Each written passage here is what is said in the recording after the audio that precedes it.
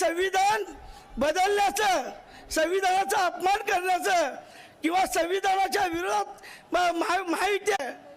ज्यावेळी तुमच्या भावाचा मुलगा अमित साहेब, आमचे अमित ठाकरे आजारी होते, त्यावेळी आमचे 6 नगरसेवक मुंबईचे तुम्ही 5-5 कोटी रुपये घेऊन पळून नेले. तेव्हा तुम्हाला नैतिकता आली नाही. आणि आता आम्ही महायुतीला बिनशर्त पाठिंबा दिल्यानंतर तुम्हाला तुमच्या बुड्याखालची वाळू, तुमच्या बुडाखाली तुम्हाला आग लागलेली आहे.